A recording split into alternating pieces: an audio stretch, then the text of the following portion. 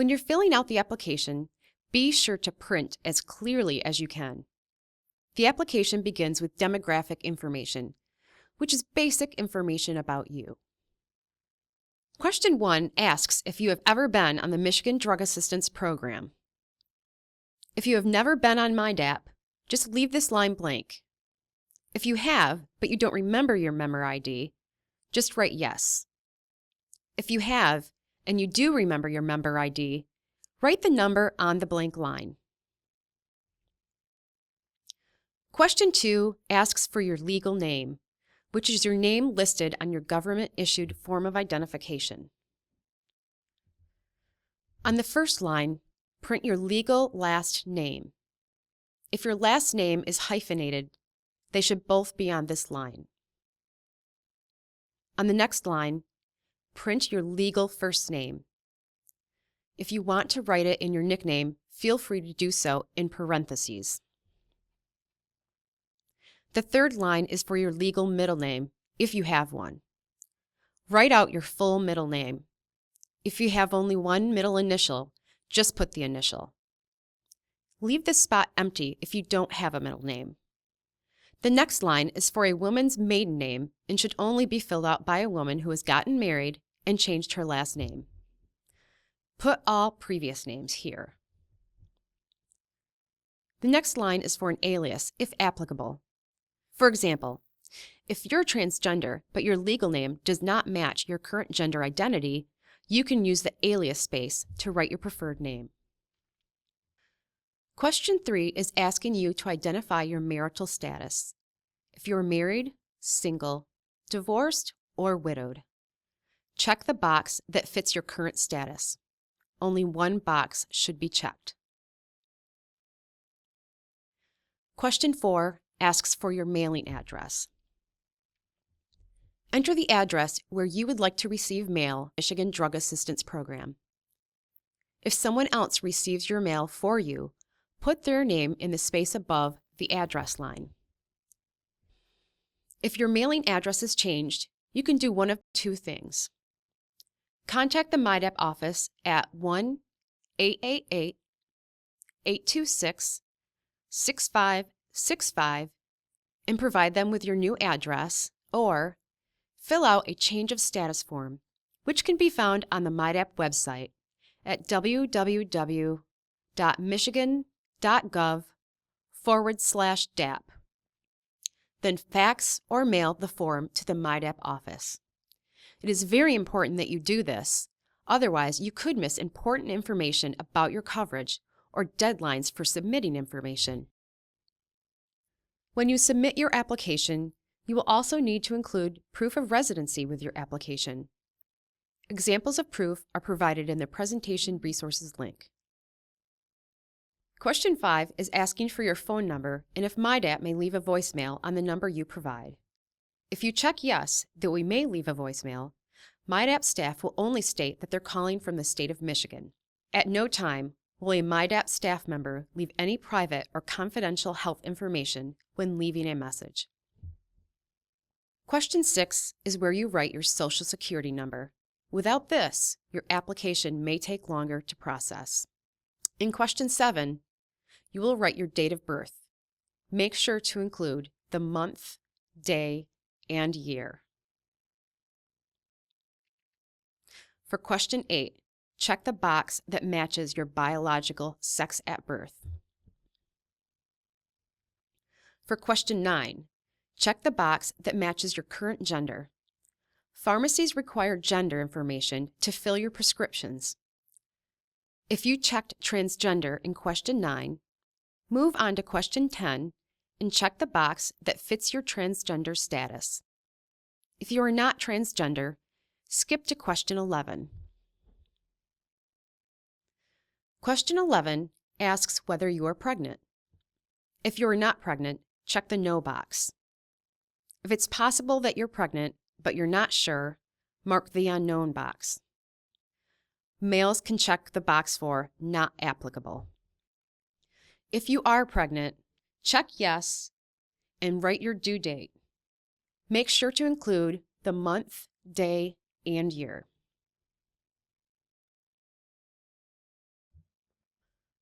Question 12 is where you identify your race.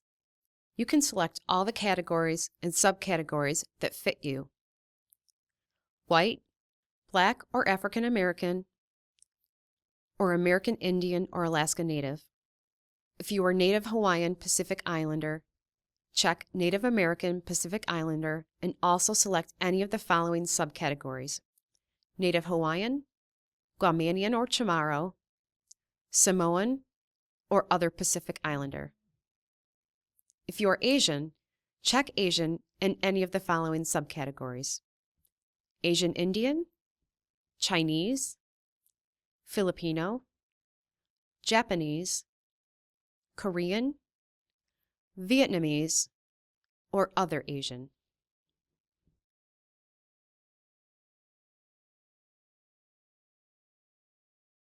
Question 13 is where you identify your ethnicity as, but only choose one. If you're of Hispanic, Latino, or of Spanish origin, choose the subgroups for your ethnicity. The options to choose from are Mexican, Mexican American, Chicano, Cuban, Puerto Rican, or from another Hispanic, Latino, or Spanish origin. In this category, you can check all boxes that apply to your ethnicity. That completes all of the demographic questions. Now we're going to move on to the next set of questions about your HIV status. Question 14 is where you will put the month, day, and year when you were diagnosed. If you don't remember, you can estimate the date as best as you can. But remember to put the month, day, and year. Question 15, check the box for your current stage of HIV. Check only one box: HIV positive, AIDS status unknown, HIV positive, not AIDS, third stage HIV, which is CDC-defined AIDS, or unknown. If you have been diagnosed with AIDS, be sure to check the box for third stage HIV, CDC-defined AIDS. You will only move on to 16 if you checked CDC-defined AIDS.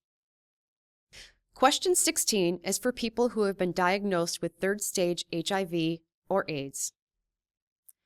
Put the month, day, and year of your diagnosis.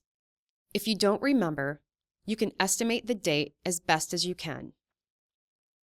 If you have not been diagnosed with CDC-defined AIDS or stage 3 HIV, skip to question 17. That completes all of the disease status questions. Now we will move on to the question about your household size and income. Question 17 first asks for your household size. Household size includes you, your spouse, and any dependents under the age of 19 that live with you. The next part asks you to identify your source of income. Check the box for all sources of income that you have. On the line after the income source, list the monthly total for that source. For employment income and the gross annual income, gross means the amount of money you earn before any taxes or deductions. This is also called the pre-tax amount. If you do not have any income, you are required to apply to Medicaid or the Healthy Michigan Plan before applying for MiDAP. When you apply to Medicaid or the Healthy Michigan Plan, you will need to include the date, including the month, day, and year, and also include the tracking number that Medicaid provides you. Remember that when you submit your application, you will also need to include proof of income with your application. Examples of proof of income are provided in the resources link. That completes all the household size and income information. Now we will move on to the question about proof of HIV status. Question 18. This section is about your proof of HIV status. As a new member to MiDAP, you are required to provide proof of your HIV status one time at initial enrollment. This section must be filled in with your most recent lab values. If your lab results are not immediately available, you can have your physician or their designee sign the form to give you temporary coverage for 30 days to allow you time for you to submit your labs.